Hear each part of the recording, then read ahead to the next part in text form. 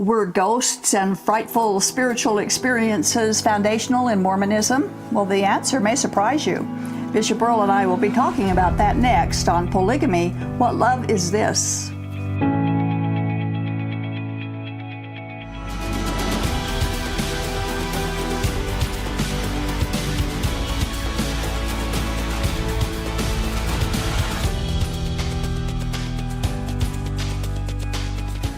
In 1987, LDS historian Michael D. Quinn, or D. Michael Quinn,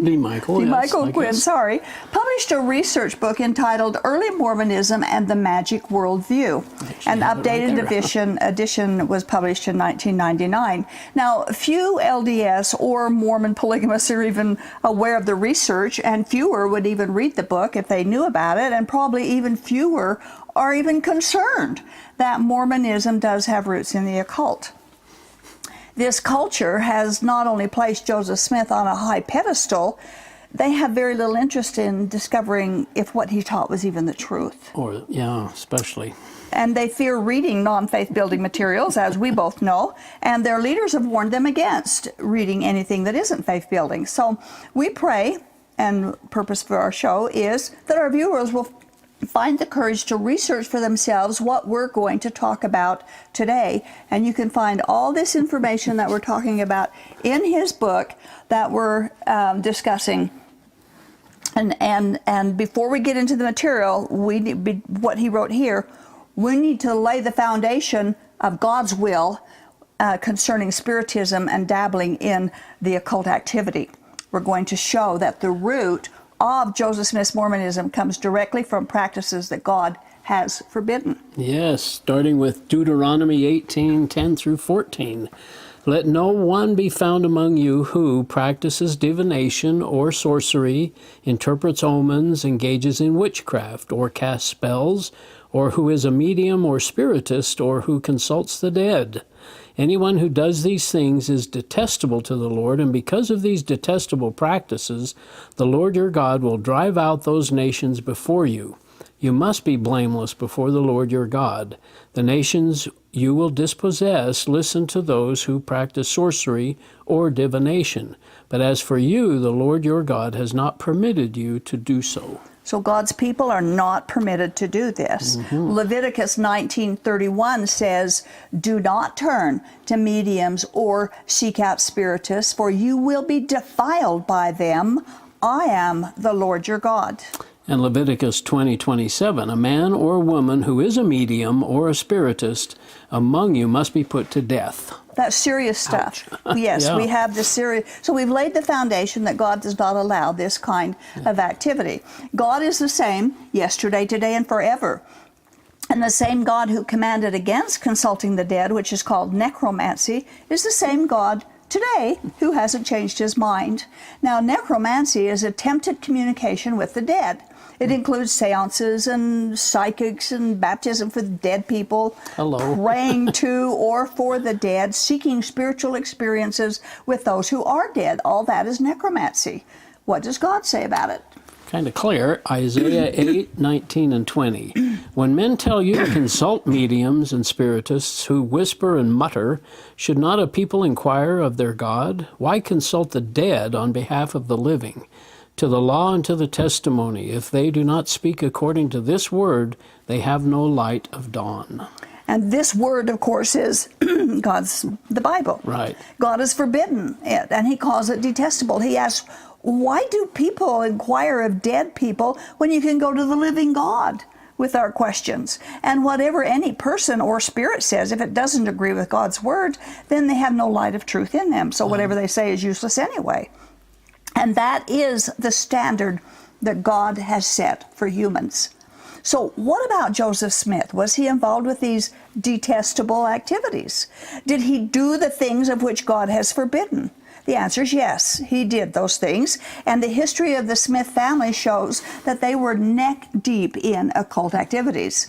Quinn's book is about this very thing, and he points out that in Joseph Smith's day, there was an astounding quantity of books that were available about witchcraft and ceremonial magic and omens and divination. By the way, when we refer to magic in this, It's not merely magician's illusions that we know of today. No. It's the magic that Joseph Smith and his family participated in is a kind that involves spiritism and divination. The dark side. The dark side of it, yeah.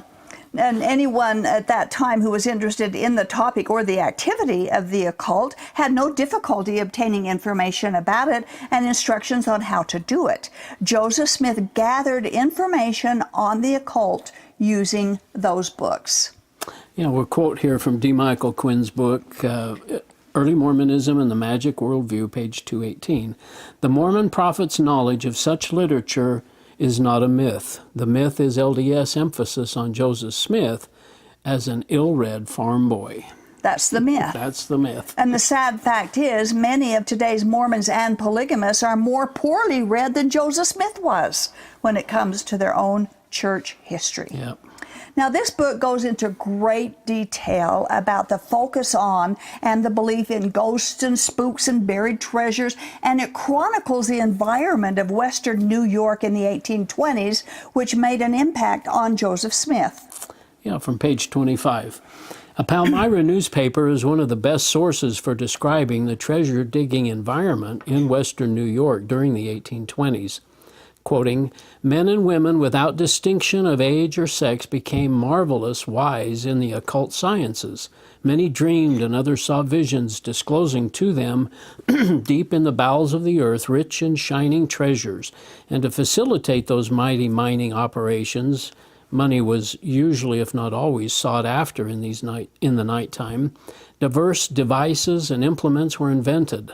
The newspaper proclaimed mineral rods, that is, divining rods, and balls, reminds me of the ball in the Book of Mormon, were supposed to be infallible guides to the sources of wealth. Peep stones, or pebbles taken promiscuously from the brook or field were placed in a hat or other situation excluded from the light when some wizard or witch declared they saw all the wonders of nature, including, of course, ample stores of silver and gold. Now, this is kind of the eerie part of all this, isn't it? This is from a Palmyra newspaper. Wow. And it tells about the activity that was going on in that time in the same area that Joseph Smith and his family lived. And how much of this did I believe? What they were doing, yeah. Notice that it was normal for those treasure seekers to use peepstones placed in a hat to determine various locations of hidden treasure. It was always money-oriented, money-focused. And Joseph Smith placed a peepstone in his hat to produce the Book of Mormon. The Mormon Church has finally admitted that. It was not translated from gold plates. Excuse me, my voice has given out. Do you need more water? I'm sorry.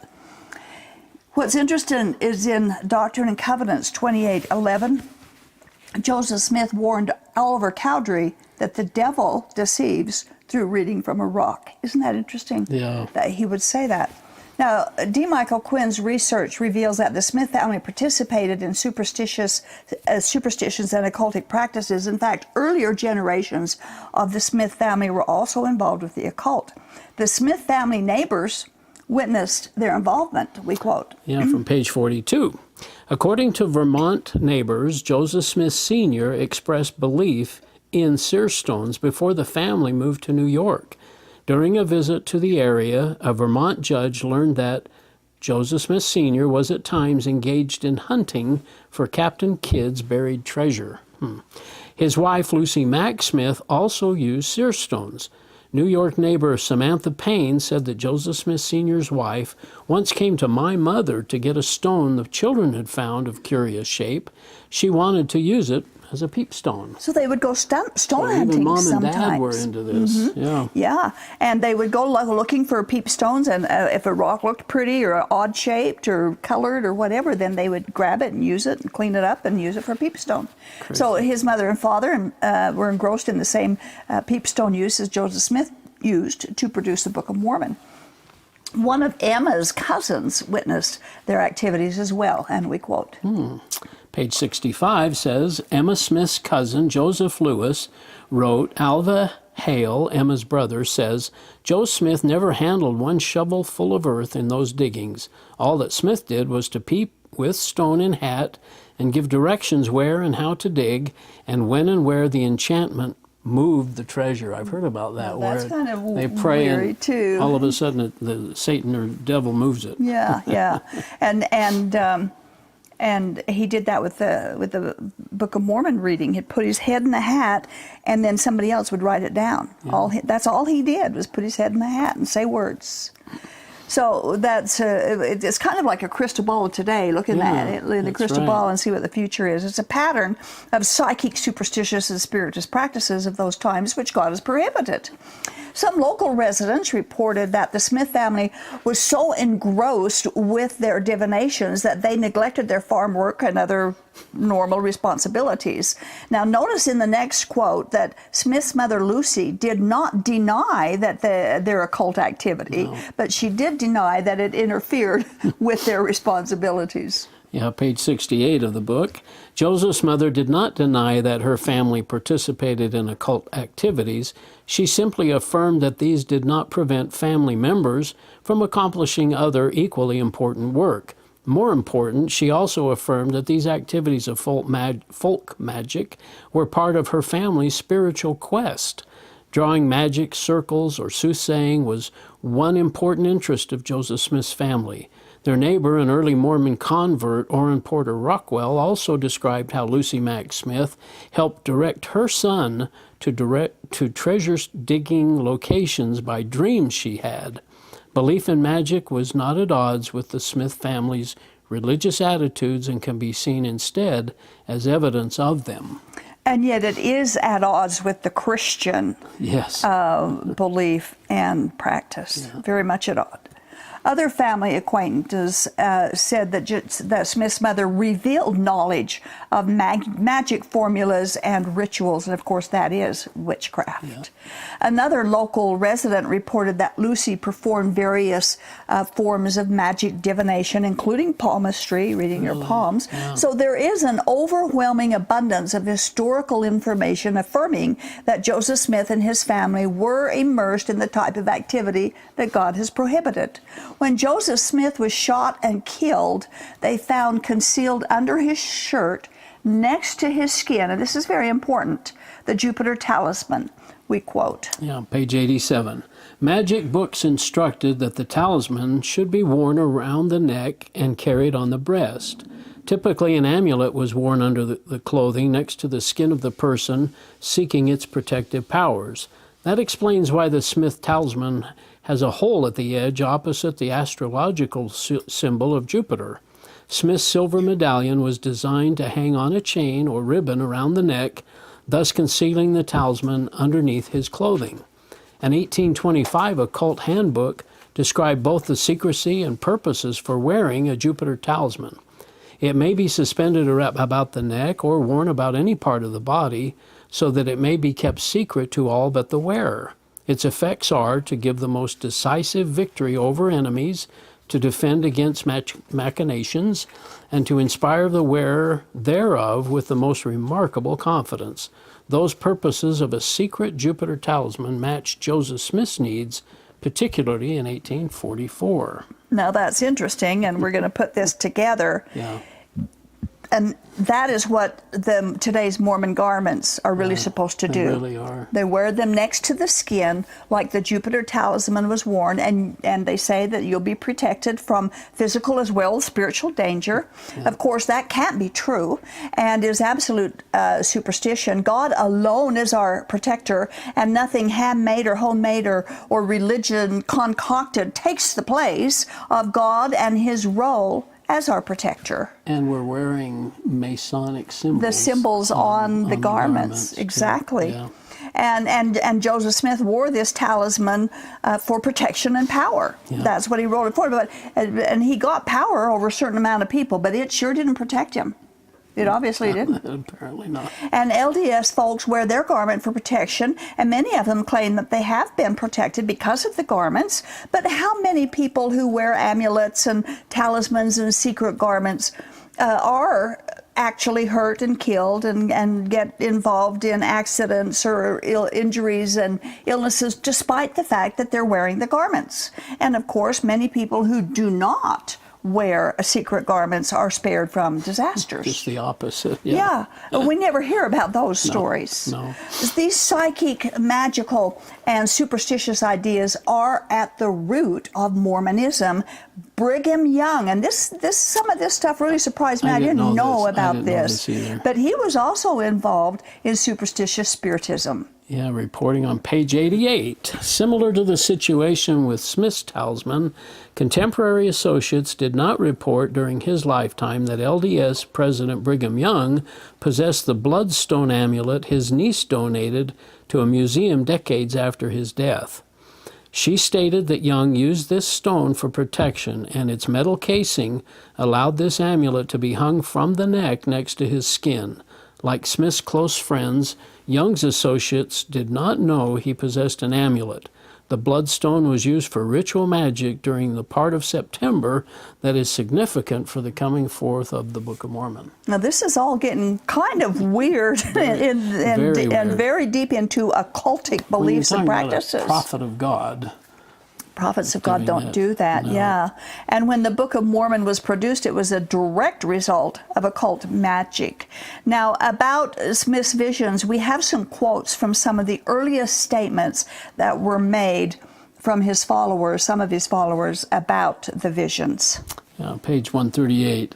The earliest Mormon accounts stated that Smith's 1823 epiphany was the nocturnal visit of a spirit. Beginning in 1829, newspapers reported similar statements of young Smith's encounter with a spirit, adding that this occurred in a dream. Cousins of Smith's wife also reported that, quote, he said that by a dream he was informed by a ghost. Why did the earliest Mormon accounts call the 1823 experience a dream, while official narratives later used the word vision? So here we are, immersing all of this, and it's going to draw more people if it's a vision. And according to some of Joseph Smith's earliest followers, his 1823 spiritual experience was either a vision or a dream, and they saw it as being directly connected with Joseph Smith's divination activities. We quote from page 144. Published guides specified that the hour and day of Joseph Smith's 1823 prayer to commune with some kind of messenger was ideal for the invocation of spirits. The magical angel of that hour was Raphael, whose name was inscribed at the center of the Smith family's lamen, which is a magic parchment, to commune with a good spirit. So they had all these things, around them in their home and so on. But it really, people might say, well, there was good spirits that are involved with it, but it couldn't be. The good spirit, God has forbidden spiritism, and so the good spirits wouldn't even be involved with it. And even though spiritual experiences may leave the person with wonderful ecstatic feelings, they're not from God. God has warned us against spiritism. He has warned us to rely upon Him for all good things. He has instructed us to test the spirits and warned that even Satan appears as an angel of light whose purpose is to deceive. God also warns us to beware because the devil and his demons can do perform miracles, false miracles. Jesus Himself warned us of demonic activity. He cast demons out of people many times during His ministry. They're not to be minimized or pandered to, because they are the power behind the forbidden activities God has warned us against. And this is serious. This is not trivial. It does matter. God warned them early on that idolatry is demon worship. Yeah, these quotes from Psalms 106, verses 36 and 37. They worshiped their idols, which became a snare to them, and they sacrificed their sons and their daughters to demons. Now that's, and that's what the Bible says. We can't minimize that. No. We have to believe what God has written, and He's written it there for our protection. But the Smith family was deeply involved with all of these things. And when Joseph Smith finally got a hold of the gold plates, which he had to go through hoops so many times just to... It kept moving. Just to get them. And no one ever saw the plates except with spiritual eyes. Now, they claimed they saw them and touched them, but they were always covered. Never heard and of then that. later said, well, I didn't actually see them with my physical eyes. I saw them with my spiritual Second eyes. sight or something, where yeah. you can just close your eyes and envision something, and it the spiritual comes sight. to you. Yeah, they didn't see them with their real eyes. So then Joseph Smith, he gets the plates and he begins to translate. We call it the translating process. And it went very slowly until Oliver Cowdery arrived on the scene as Smith's scribe. And this is what we read. This is explained on page 169. In 1829, Harris told a newspaper of his experience with Smith's first effort at translation. By placing the spectacles in a hat and looking into it, Smith interprets the characters into the English language. This dictation of translated words proceeded slowly until the arrival of Oliver Cowdery at Smith's home in Harmony. Cowdery began acting as scribe on 7 April of 1829. He and Smith completed the translation and transcription process by the end of June. BYU professor Robert Bushman has noted that Smith dictated after Oliver Cowdery's arrival at the rate of 8 pages of printed text a day, a marvelous production rate for any writer and a stupendous one for an uneducated 23-year-old who, according to his wife, could scarcely write a coherent letter. And of course, we know that all of that is myth. Yeah. But he didn't translate. He did not translate the Book of Mormon from the gold plates. Yeah, it wasn't a translation in the At true all. sense of a word translation. Right. He was given the... He dictated, but he didn't translate. Right. And one person remarked that the reason that the translation process was sped up was when Oliver Cowdery came was because he brought the book, View of the Hebrews, with him, and it had a similar storyline as the Book of Mormon ended up having, and some direct quotes in the Book of Mormon. That was exact quotes. Oliver's pastor, I think, Ethan Smith. I think it was, yeah.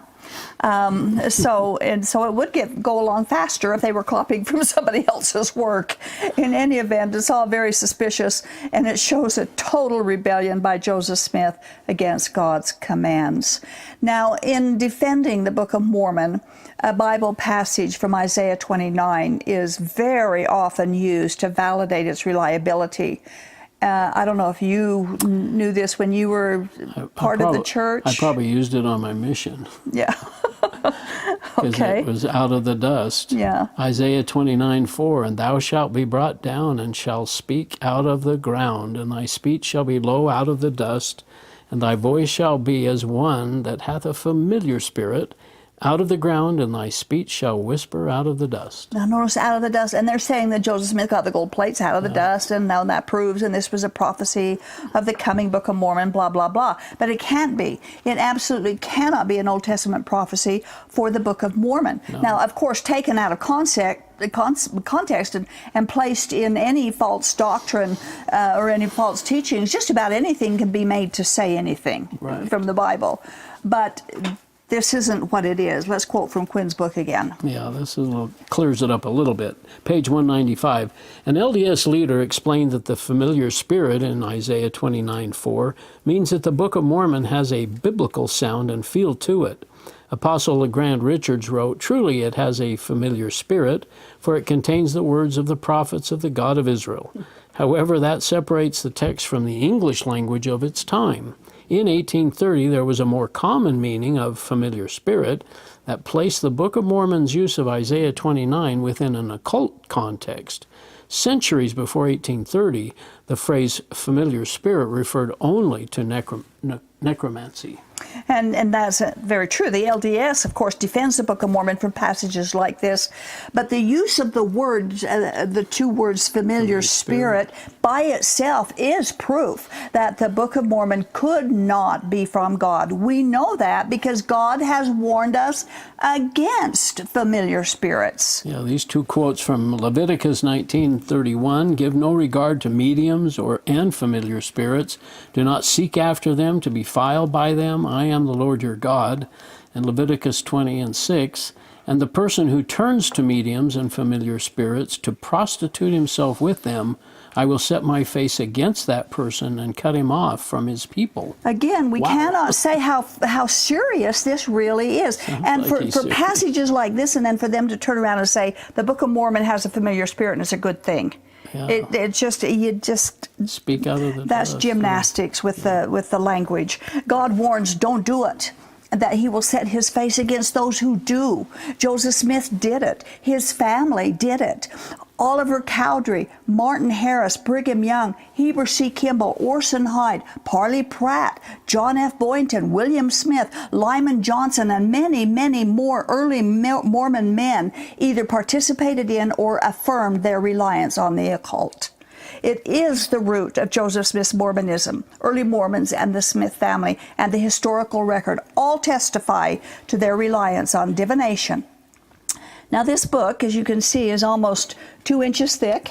It's a big, thick book. Obviously, there's a lot more information here than we're able to discuss, and we urge those viewers who dare to doubt to read the book. It overflows with references and footnotes. The information is supported by eyewitnesses and court records and newspaper articles. It's not a conspiracy to upend Joseph Smith. BYU professor, wasn't he? And he was, yeah. He got excommunicated for telling the truth, and it's just the facts. Actually, it's just the facts. It's what it is. Well, when I think back about my time in the temple, Doris, it's just embarrassing to myself that I would be so. I mean, I actually did talk to the people that I was going through for, praying that they would accept this work that I was doing for them. I was their little savior, and they couldn't get to heaven without me going through the temple That's for them. right. I mean, somebody else could have done it, but I was there at the time, had their name, and I was talking to dead people, and of course I've been baptized for a lot of dead people. And Aren't you glad God forgives? yeah, Aren't you glad that he just washes our past away and forgives us starts with a clean slate? But I've got all these Mormon friends that are still, Yeah. and family that are still stuck in this. Well, we urge our viewers to check these things out. It is important. It's very important, and it's not anything to play around with. God said. God said. Thank you. Yeah, Thank you, Earl. my pleasure. Again. God asked Isaiah, why consult the dead on behalf of the living? The Bible says that the dead have nothing more to do with anything under the sun. It says the dead know nothing. So why consult the dead when we can go to God who knows everything? Why ignore God but depend upon the spirits of the dead? Christianity's roots are found in the Bible. Matthew, Mark, and Luke, and John, and the book of Acts, and the rest. They're dependable and instructive and truthful and historical. And God tells us in the Bible to test the spirits. Why? Because bad spirits, which are demons, disguise themselves as good spirits. In his purpose to protect us, God prohibits necromancy and divination, which are at the root of Mormonism. So protect yourself. Turn to God. Trust in Jesus. We don't need Joseph Smith or the Book of Mormon or rituals. All we need is Jesus. Thank you for watching.